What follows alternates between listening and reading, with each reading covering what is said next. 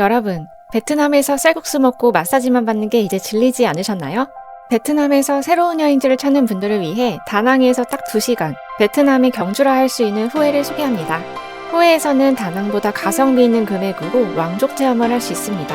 화려한 궁중의복을 입고 궁궐을 거니는 건 시작에 불과합니다. 밤이 되면 왕족과 귀족들이 즐겼다는 흐엉강배 위에서 신선 노름이 시작되는데요. 눈도 즐겁고 귀도 호강나는 지금까지의 베트남 여행과는 전혀 다른 역대급 힐링. 이번 영상 끝까지 시청해주세요.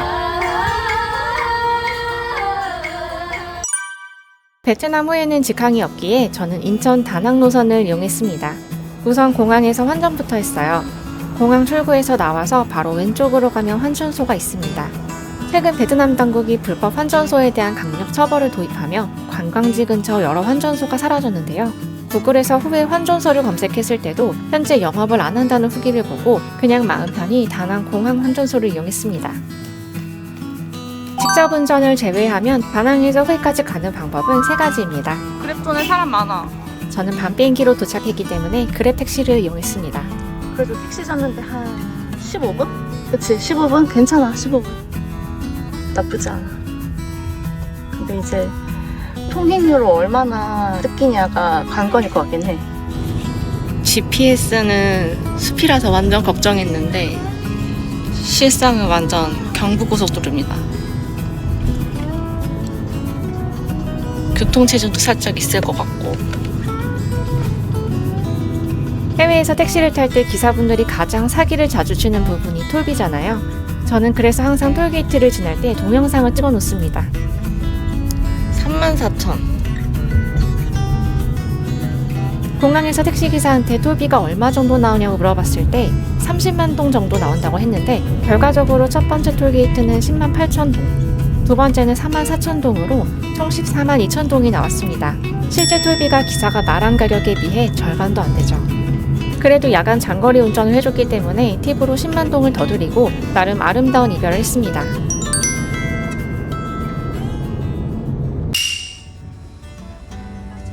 여기 새벽에 나와서 구경하면 예쁘겠다. 되게 예쁘다, 이 동네가. 느낌 있어. 첫 번째 호텔이 있는 킴롱 마을은 후에 왕궁과 후에 중심을 흐르는 흐엉강과 가까운 이점으로 수세기 동안 왕족과 고위 관료들이 살았는데 그래서인지 웅장한 저택이 많습니다. 저는 지금 아침부터 후에성으로 가고 있습니다. 바로 이번 후에 여행에서 가장 하고 싶었던 베트남 전통 의상을 입고 후에성을 구경하기 위해서입니다. 약 520헥타르 면적의 후에성은 3개 구역으로 구성되어 있고 오늘 제가 구경할 곳은 가장 안쪽에 있는 황제와 황족들이 거주했던 황궁입니다. 후에성 입장 티켓을 사기 전에 일단 의복부터 빌리려고 합니다. 와, 해먹 있어.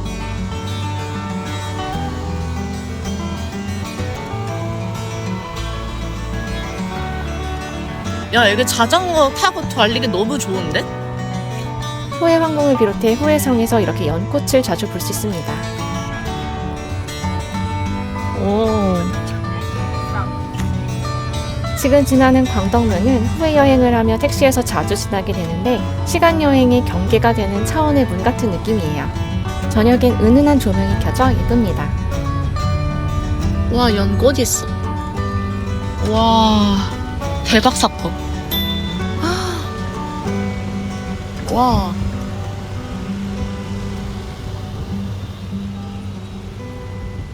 우와, 뭐야 이거. 일단 황궁의 서쪽에서 내렸는데요. 후에 황성을 기준으로 서쪽, 동쪽, 북쪽에 의복을 대여해주는 드레스샵이 줄줄이 있습니다. 경복궁 근처에 한복 대여점이 많은 것과 똑같습니다.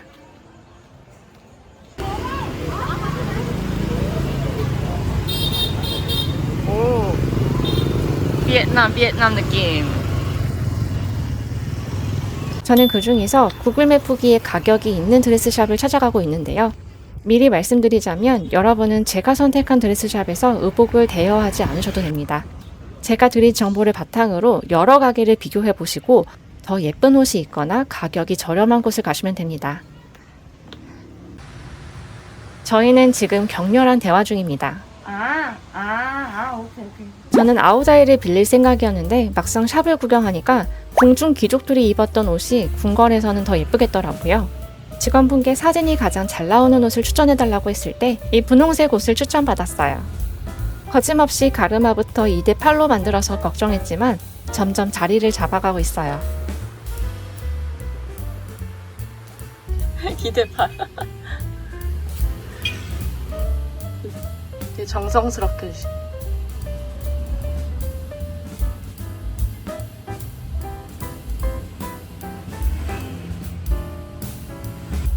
긴 머리는 따서 쪽머리를 만들어주네요.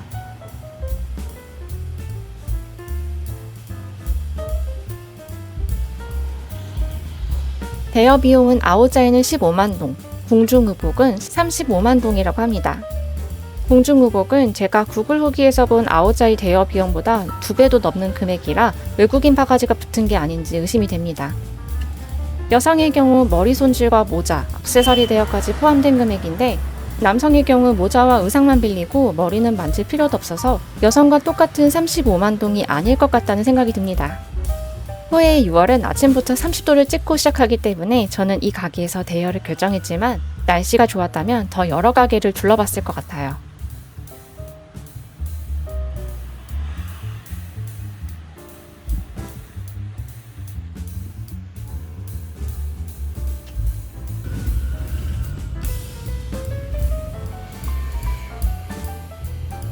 저와 남편은 총 70만 동을 내고 의상을 빌렸는데요.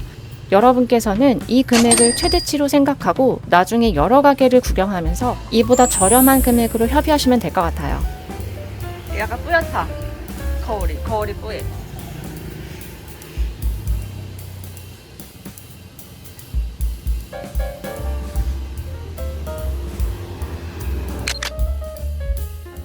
제가 대여한 드레스샵은 후에 황궁의 서쪽에 있는데요. 후에 황궁은 동서남북으로 문이 있지만 매표소는 남쪽에만 있고 입장도 매표소 바로 앞, 오문을 통해서만 들어갈 수 있습니다. 그래서 북쪽에 있는 드레스샵은 대여 비용이 더 저렴한 것 같아요. 매표소 기준으로 남쪽, 서쪽, 동쪽 길을 선택해서 어쨌든 남쪽 방향으로 드레스샵을 쭉 둘러보시는 걸 추천해요.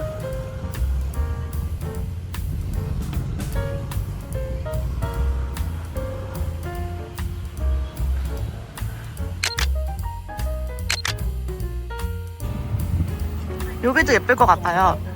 꼭 저기 안 가셔도 될 듯. 야사이고 존나 맥주 땡긴다.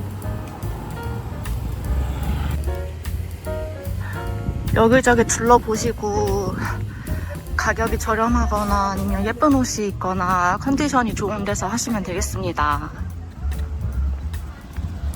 딴 데가 더 예쁜 것 같은데요, 그리고.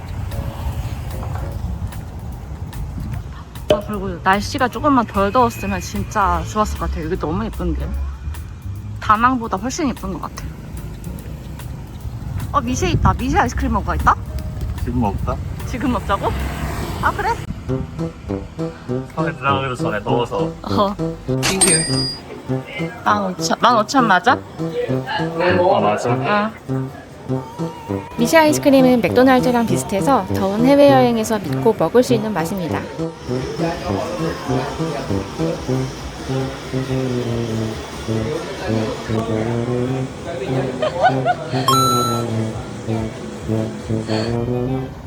나름 느조 카페. 후에 황궁 근처에는 이렇게 느조 카페가 많습니다. 옷을 빌리는 데서 매표소까지는 거리가 좀 있는 편입니다.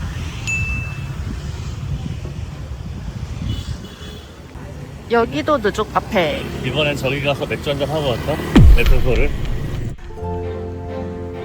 그럼 저게 맥주인가 보다. 어디? 그때 가운데 건물. 아, 매표소로 다가갈수록 사람이 많아지는데 대부분 베트남 사람들입니다.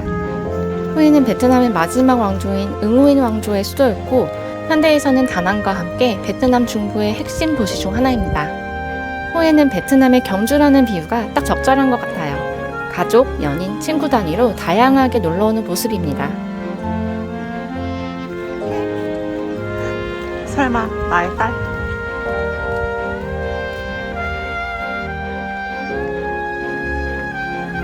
저 멀리 후에 황궁의 정문인 오문이 보입니다. 티켓 사러 오는데도 진짜 힘들었어요. 외국인 티켓이 얼마나 비싼가 한번 볼까요? 뭐 4만 동? 헬로 투? 4만 동? 40만? 40만. 아, 왜 자꾸 4만 동이라고 하냐, 40만 원. 아, 저기 로맨틱해. 이 티켓은 오문 좌측에 있는 게이트에서 제시하면 됩니다. 로맨틱.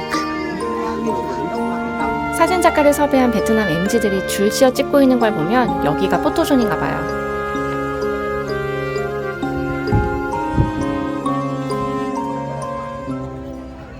호의 황성의 정문인 오문은 정남향으로 건설된 어쩌면 황성에서 가장 웅장한 건축물입니다. 호해성을 방문할 분들께서는 이렇게 꼭 오문 정면에서 타이밍을 잘 맞춰서 사진을 찍고 들어가시기 바랍니다. 중앙에 있는 문은 황제만 사용할 수 있었고 현재도 막혀 있습니다. 양 옆에 두 문은 대신들이 사용했는데 관광객들은 좌측문을 통해 입장하게 됩니다. 호의 황궁은 정교한 장식과 좌우대칭의 구조, 오행과 오색의 균형이 특징입니다. 옷은 왕족인데 행동은 그냥 머슴이잖아. 왕족 옆에 붙은 머슴이잖아. 호의 황성의 정문을 지나면 바로 양옆에 황제의 절대적인 권위, 고결함, 그리고 국가의 번영을 상징하는 연꽃이 있습니다. 안 더워요. 너무 좋아요. 정면에 보이는 전각은 태화전입니다. 응우의 왕조의 초대 황제부터 마지막 황제까지 즉위식을 올린 장소이고 공식 국가 행사를 비롯해 대신들과 정기적인 회의가 열렸던 곳입니다. 내부는 황제를 상징하는 금박과 붉은색 위주의 장식이 눈에 띄었습니다. 지금 둘러보고 있는 후해성은 베트남 최초로 지정된 유네스코 세계문화유산입니다. 다만 베트남 전쟁으로 인해 후해성 내부 건물 상당수가 소실되었고 지금도 한창 복원 작업이 진행되고 있습니다. 태화전 뒤편 건물에는 의상 대여샵과 작은 스튜디오가 있더라고요.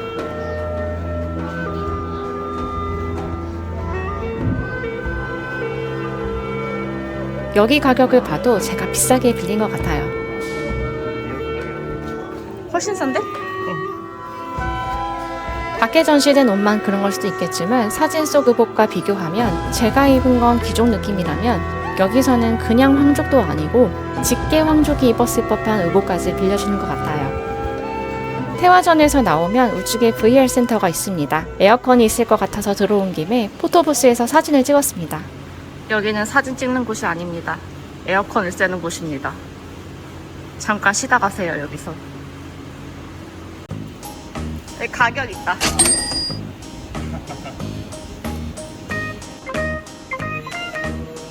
아이, 타이밍 잘못 맞췄다, 이거. 야, 어렵다, 이거.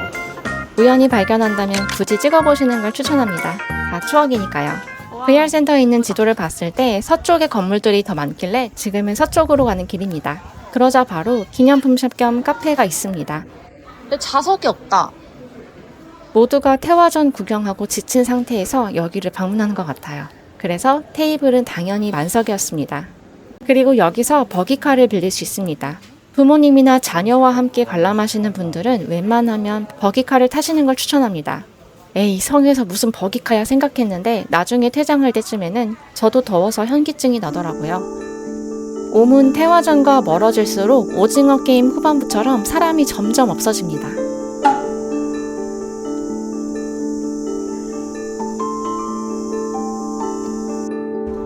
히치하이킹 하고 싶네, 저거.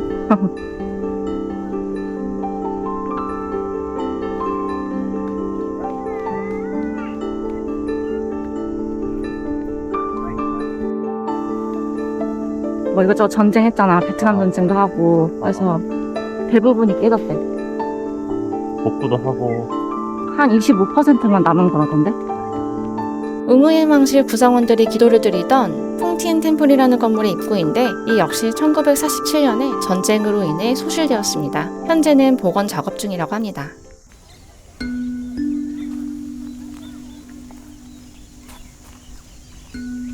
여긴 위치상 연수궁의 일부인 것 같은데요.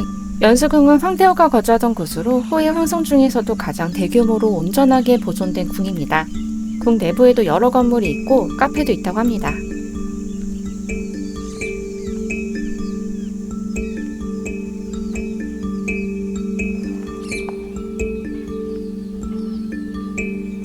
우와, 사람 없는 거 봐. 여기 엑스있다. 드레스샵에서 나오자마자 봤던 그 문으로 잠깐 나와봤습니다. 나왔다 들어가도 딱히 재지는 안 하더라고요. 그리고 문 위에 올라갈 수 있는 계단이 있길래 올라가 봤습니다. 화려한 건물이 있는 게 아니라 크게 볼 건 없지만 성을 둘러싼 해저와 그 위에 있는 연꽃을 높은 시야에서 볼 수 있습니다. 해저는 외부의 침입을 막기 위해 만들어진 지형인데 현대에서 해저는 후에라는 도시의 독특한 상징입니다. 해저 덕분에 중세의 계획도시에 놀러온 것 같은 특이한 느낌을 받습니다.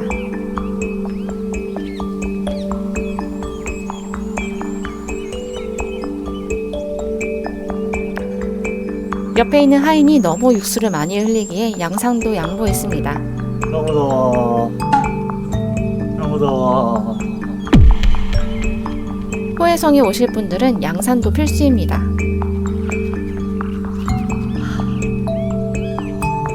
저희 집에 왔어요, 지금.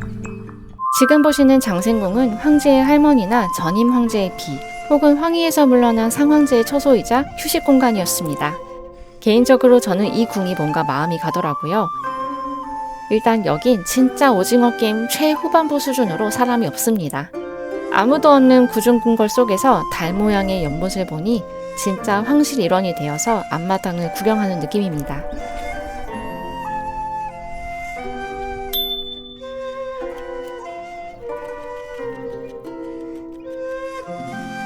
관람객 중에서 더위 때문에 중도 포기하시는 분들이 상당히 많은데요. 제 영상을 보고 후에 황궁에 오시는 분들은 이 장생궁과 다음에 소개할 건충전은 꼭 구경하고 가시면 좋겠습니다. 이거지.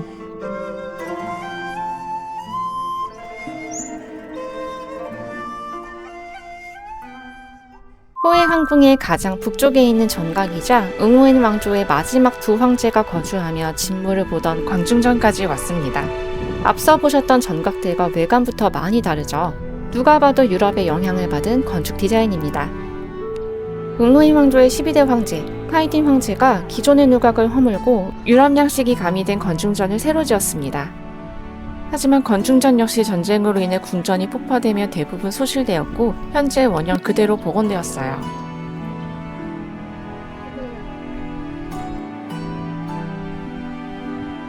와, 이거 타일이 진짜 정교하다.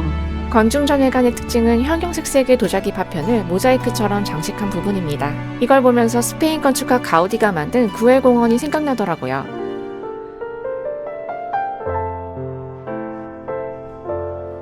내부에는 카이딘 황제의 아들인 바오다이 황제와 남풍 황후의 사진이 걸려 있습니다. 바오다이 황제는 그동안 황제와 황후가 따로 기거하던 관습을 깨고 이곳에서 남풍 황후와 함께 거주했다고 합니다.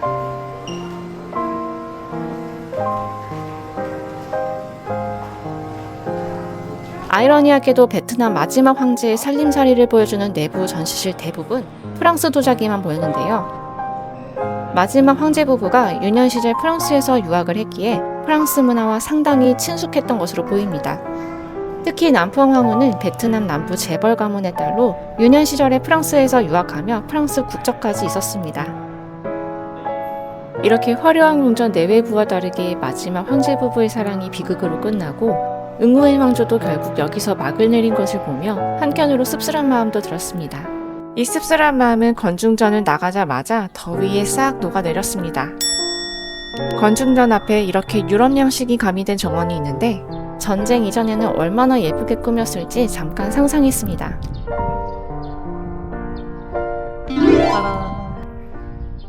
저는 이제 북문으로 향할 건데요. 남쪽의 오문이 주요 의뢰 통로나 관료들이 출입하던 문이라면 북쪽의 화평문은 황제와 황족들, 궁녀들이 외부로 조용히 이동할 때 주로 이용하던 문이라고 합니다. 이제 자유를 찾아 떠납니다. 안녕히 계세요, 여러분! 후에 황궁에서 완전히 나가기 전에 북쪽 성곽 위에 있는 카페에 가고 있습니다. 후회궁에 방문하실 분들은 여기서 생명수를 드시는 것도 추천합니다. 이 카페 건물은 과거에 전망되었다고 하는데 성곽 위에서 후회 도심을 360도로 볼 수 있습니다.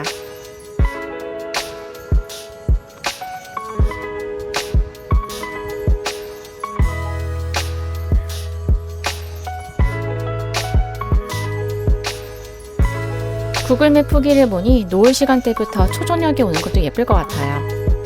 호해성도 밤에 은은한 조명이 켜지는데 여기 카페 내부에 있는 붉은 조명까지 더하니 은밀한 황실 정원의 느낌이 나더라고요. 황궁의 성곽 바로 위에 있는 카페지고 가격도 저렴합니다. 다만 에어컨이 없어서 더위는 감수해야 합니다. 후에는 다낭에 비해 관광지 한복판에서도 에어컨이 없는 식당이나 카페가 많습니다. 이 점은 다낭에 비해 후에 여행 시 단점이 될 수 있습니다. 생명수 맞습니다. 후해성 관광은 최대한 일찍 아침 7시부터 하시기 바랍니다. 저는 분명히 말했습니다.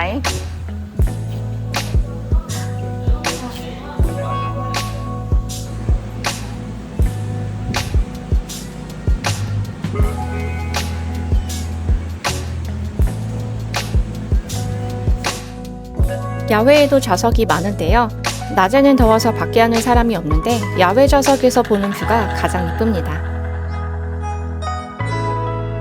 선선할 때 해자와 연꽃을 바라보며 커피를 마신다면 여기서도 과거 베트남 왕족이 된 기분을 느낄 수 있습니다. 카페는 2층에도 자리가 있는데요. 2층에 올라오니 과학 시간에 배웠던 찬 공기는 아래로, 더운 공기는 위로 올라간다는 기본 원리가 생각나더라고요. 2층은 너무 더워서 못 앉을 것 같아요. 근데 예쁩니다.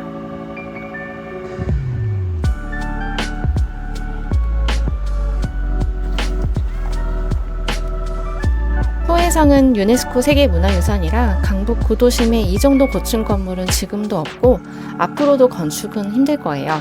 이렇게 높은 곳에서 후해 도심을 보면 근대 계획 도시의 아름다움을 더 직관적으로 느낄 수 있습니다. 과거에도 이 불더위는 있었을 텐데 후해 왕족들은 이렇게 깃옷을 입고 어떻게 버틴 건지 궁금하더라고요. 재미나이한테 물어보니까 카이린 황제나 바오다이 황제도 방마 국립공원 같은 고산지대나 한국 관광객들에게도 유명한 바나일에 유럽식 별장을 지어두고 피서를 갔다고 합니다.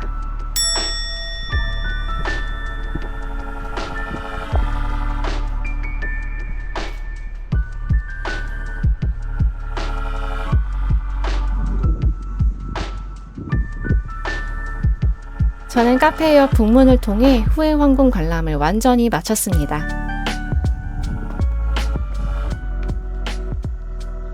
후해 황궁 근처도 황족이나 고위 관료들이 살았던 곳이기 때문에 도로가 잘 정비되어 있고 예쁜 고택도 많이 남아 있습니다. 제가 대여했던 드레스샵까지 걸어가면서 주변을 구경하는데 경복궁이나 덕수궁 단벽을 걷는 것처럼 산책 자체가 힐링입니다.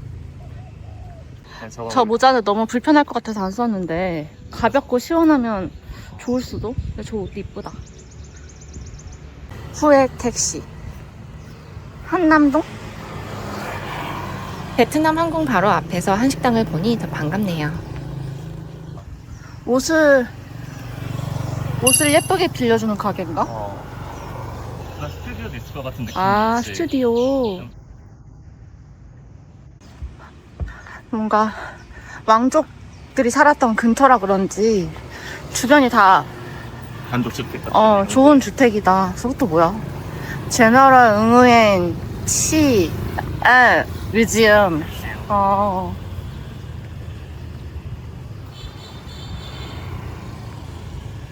지붕 장식 예쁘다. 후회가 참 예뻐. 저기 앞에 하얀색 건물도 되게 예쁘다. 식민지 시절 약간 영사관, 대사관 이런 느낌. 뭐냐? 우와, 예쁘다. 가려고 했던 카페 중 하나입니다. 남의 떡이 더 커 보이는 건가? 왜 다 이뻐 보이냐? 뭐가 99K인지 모르겠지만 여기가 더 싸다 뭔가. 제가 후회 선발대로 의상 대여 비용의 최고가를 보여드린 것 같으니 이 영상을 보신 시청자분들께서는 한국인의 협상력을 발휘해서 저보다 더 예쁜 옷을 합리적인 가격으로 득템하시면 좋겠습니다. 지쳤다는 거임.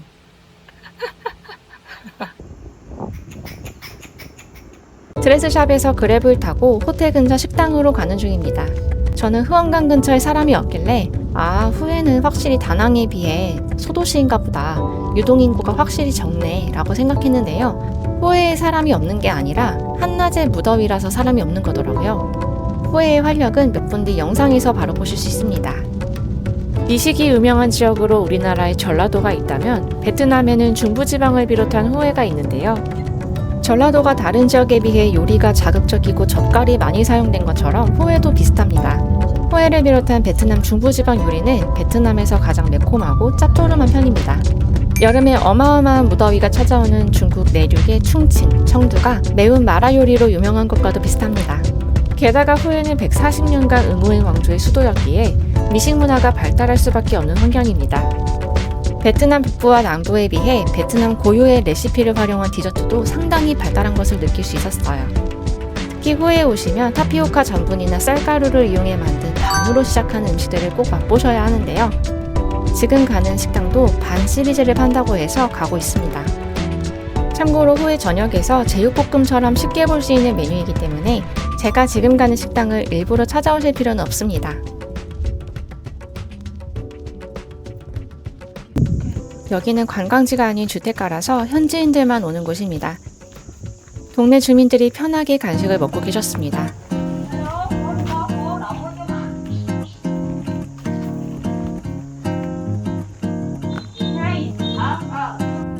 생각보다 훨씬 현지스러운 모습에 저도 당황했지만 갑자기 나타난 외국인의 사장님도 당황하시더라고요. 약간 분위기는 강원도 이르모르 계곡 옆에 있는 작은 식당과 비슷합니다. 식당 이름에도 반남 록 배오가 있는데요. 저는 가장 궁금했던 반배오와 반남을 주문했어요. 반배오는 이렇게 여러 개의 작은 종지에 음식이 담겨져 있는데요. 쌀가루를 쪄서 그 위에 말린 새우 토핑과 돼지 껍데기 튀김을 올렸고 자기 취향만큼 느엉멈 소스를 더한 뒤 숟가락으로 떠먹는 음식입니다. 어리버리한 표정을 짓고 있으면 사장님께서 바디랭귀지로 친절하게 먹는 방법을 설명해 주십니다.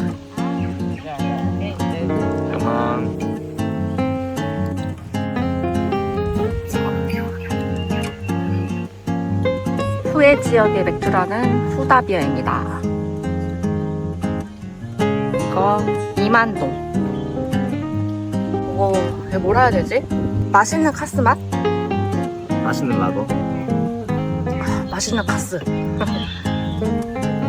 맛있다. 반남은 반배오에 비해 더 오래 찌는 음식인 것 같습니다. 더워.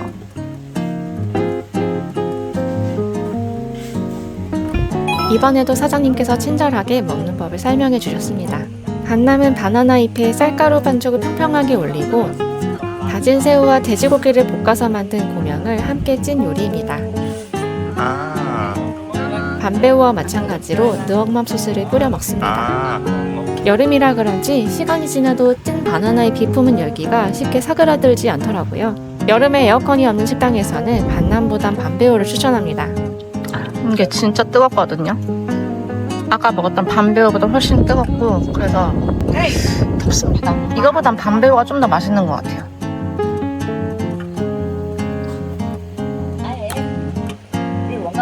완배우. 반배우를 완료했다는 뜻이에요.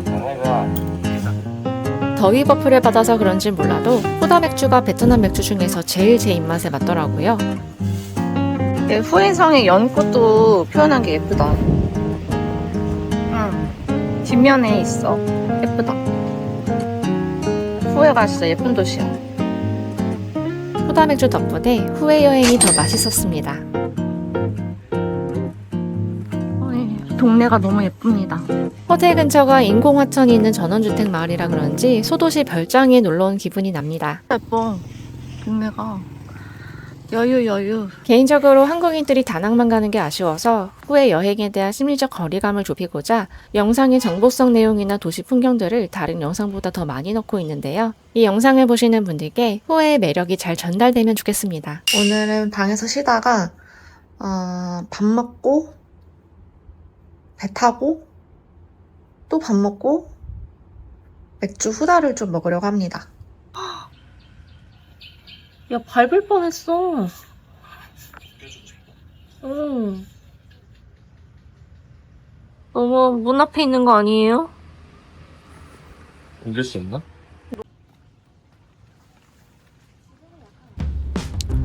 후회도 도시는 도시였다. 교통체증이 있습니다. 지금은 노을이 너무 예뻐서 한번 놀라고 낮에는 거리에 사람이 없었는데 갑자기 사람이 쏟아져 나와서 2번 놀라고 있는 중입니다. 우리나라도 한강변에서 러닝하고 돗자리 깔고 피크닉을 즐기는 사람이 많은 것처럼 후원강 근처도 똑같습니다. 한강, 완전 한강. 지금은 후에 여행자 거리에 가는 중입니다. 후에 여행자 거리는 후에 황궁이 있는 강북이 아니라 강남, 그 중에서도 동쪽에 있습니다.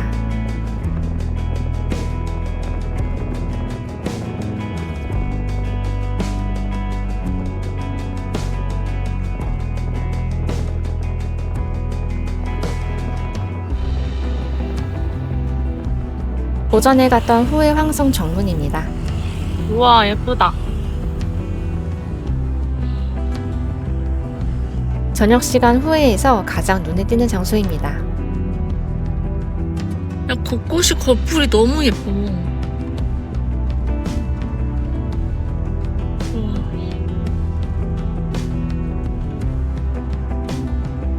근데 여기 식민지 시대 건물을 진짜 잘 보존해놨다.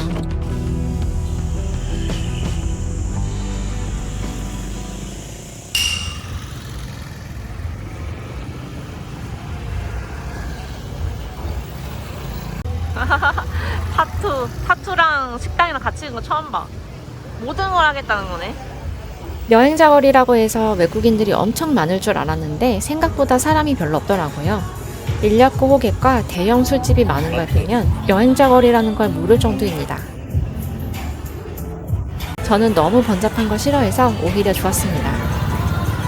이따 밤에 갈 유람선 선착장과 가까운 마담투라는 레스토랑에 가려고 합니다.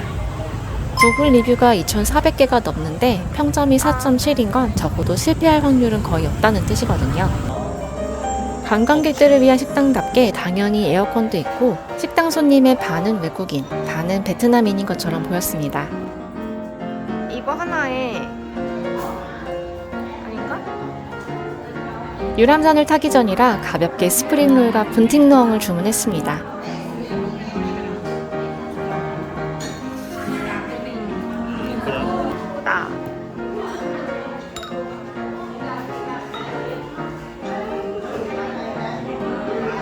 아, 맛있어. 맛있어.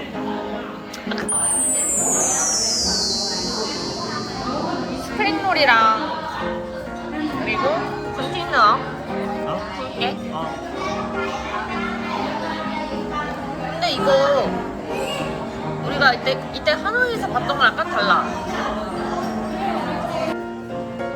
특히 분팅루엉은 이번 후에 여행에서 먹은 분팅루엉 중에서 가장 맛있었어요. 완전 추천합니다. 하노이에서 이거 비슷한 거 먹었을 때 되게 유명한 맛집인데 그렇게 맛있지 않았거든? 근데 이거 맛있다. 이거 맛있어. 칠리를 좀 더 섞으면 맛있어. 맛있다.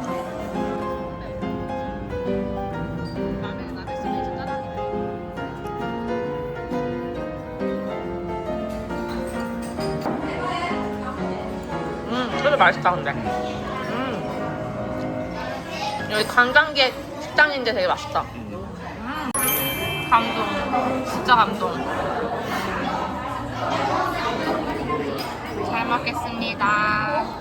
호텔 수박보다 더 달아. 대만족.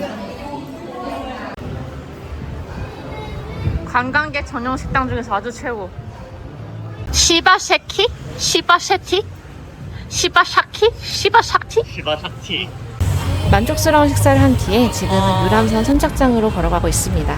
파파야. 과연 무사히 건널 기회를 줄 것인가? 현지인한테 묻어가야 될 것 같은데 이거. 횡단보도 뭐 아무 의미 없죠?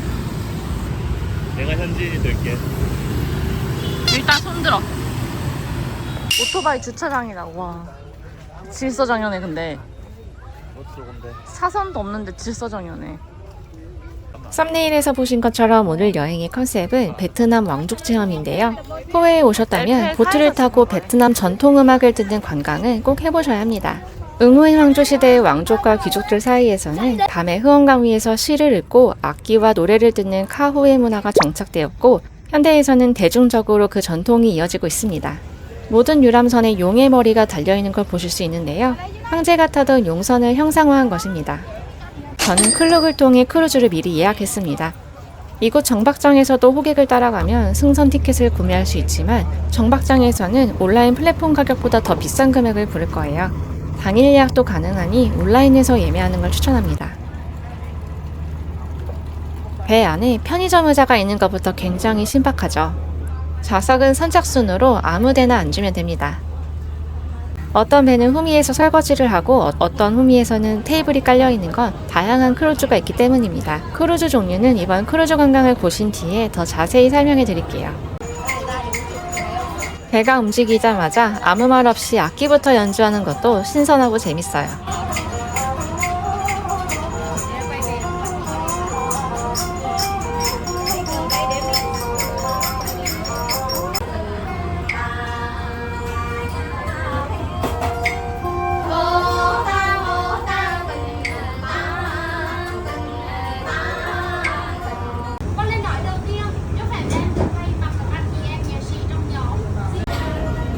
저 남색옷 아저씨 싹도수처럼 보여.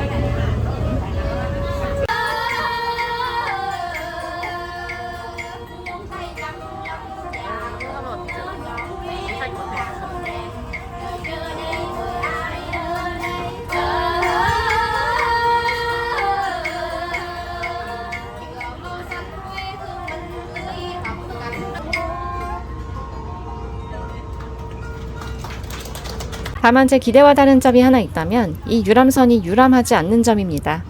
최근 고유가 때문인지 원래 그런 건지는 모르겠지만 한강대교와 비슷하게 생긴 이 쩡티엔 다리 근처에서 엔진을 끄고 물이 흐르는 대로 제자리에 맴도는 중입니다.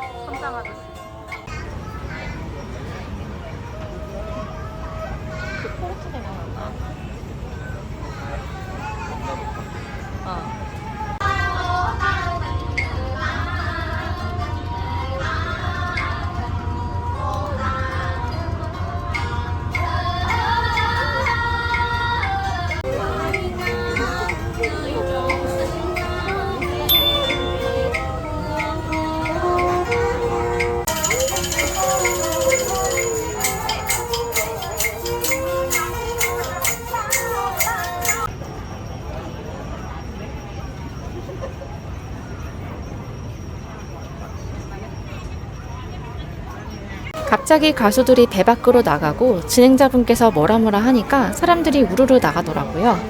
왠지 영어를 할 수 있을 것 같은 베트남 MZ 친구에게 혹시 지금 뭐 하는 거냐고 물어봤습니다.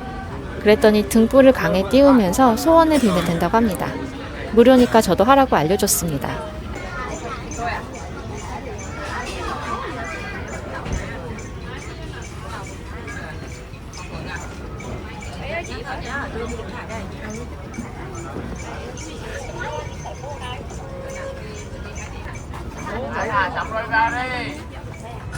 Bên này thả lên bên bao trong ghế ngồi để mấy cô các chị làm tiếp ạ. Bên tranh thủ đi trong vòng 40 phút thôi ạ. 등불을 띄우는 오른쪽에 여자분께서 물고기 바구니를 들고 있더라고요. 그래서 재민 아이한테 물어보니까 이거는 방생용 물고기라고 합니다. 갇힌 생명에게 자유를 주면 공덕을 쌓는다는 불교와 베트남 토속 신앙이 합쳐진 믿음이 있는데요. 즉 돈을 주고 이 물고기를 방생하면 등불에 비는 소원에 공덕 버프가 생긴다는 비즈니스 모델인 것 같아요. 근데 이 배에 탄 베트남 사람 아무도 안 했습니다.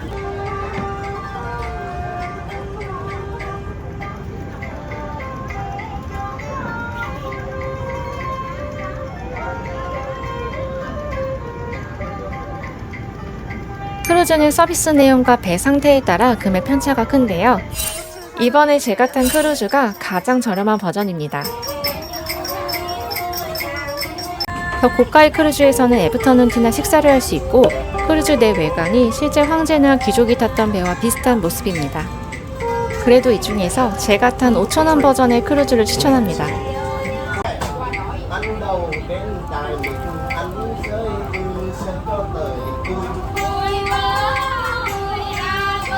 만약 현장에서 비싸게 발권했다면 만족도가 높지 않을 텐데 저는 5,000원에 배도 태워주고 노래도 들려주고 등불에 소원까지 빌게 해줘서 정말 만족했어요. 요즘과 같은 고물가 시대에 아무리 물가가 낮은 나라를 가더라도 이 정도 혜자 프로그램은 보기 드뭅니다. 정말 고급스러운 유람선을 타고 싶다면 차라리 호텔에서 제공하거나 컨시어지에서 추천하는 투어를 예약하는 게 좋을 것 같아요.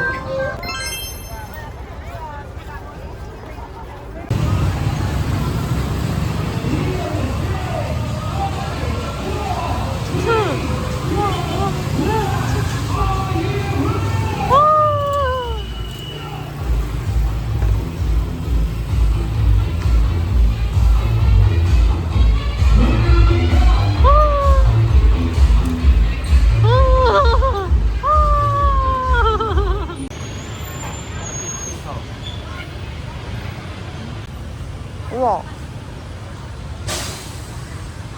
맛있는 누룽맘 소스 냄새나. 우와. 예쁘다, 예쁘다. 신나게 드네. 우와, 우와, 우와. 우와. 여기 투명하니까 되게 뭔가 나도 같이 하고 싶어.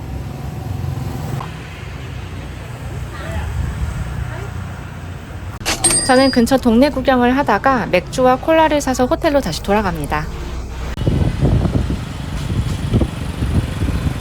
후에에서 반미 맛집으로 유명한 곳에서 배달 주문을 하고 기다리고 있습니다. 제가 진짜 좋은 정보 하나 드릴까요? 후에는 밤이 진짜 덥습니다. 밤에도 덥습니다.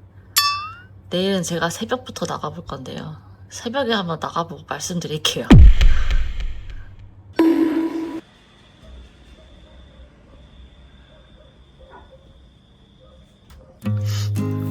향 좋다. 근데 너무 가렵다. 괜찮아. 저녁에 가볍게 먹으면 좋지. 오케이. 괜찮아. 소금기 싫은데. 씹으면 씹을수록 맛있다, 이거. 후에가 음식 잘하는 곳이 많네. 맛있다. 하노이에서 먹은 것보다 맛있어. 그치? 이제 나는 근데 진짜 글로벌 5성급 호텔보다 이런 부티크 호텔이 심장을 뛰게 만드는 것 같아. 5성급 호텔 좋은데 뻔하잖아. 이젠 솔직히 감흥이 크게 없잖아.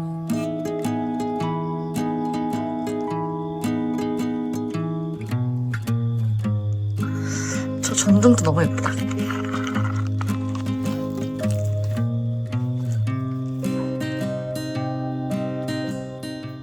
이번 영상이 여러분의 여행 영감을 깨웠다면 구독과 좋아요를 부탁드립니다. 이렇게 관광 콘텐츠가 많은 후에인데 한국인들에게 덜 알려진 것 같아 아쉬운 마음에 이번 영상은 특히나 각잡고 만들어 봤는데요. 후에 여행을 준비하며 궁금한 점이 생긴다면 댓글로 편하게 질문해주세요. 후에에 대한 정보가 워낙 없다 보니 저는 후에 6월이 이렇게 더울 줄도 몰랐거든요. 제 영상을 본 시청자분들께서는 적어도 저와 같은 시행착오를 겪지 않도록 제가 후에 여행을 준비하며 알게 된 정보는 최대한 답변해드리겠습니다. 긴 영상을 끝까지 시청해주셔서 감사합니다.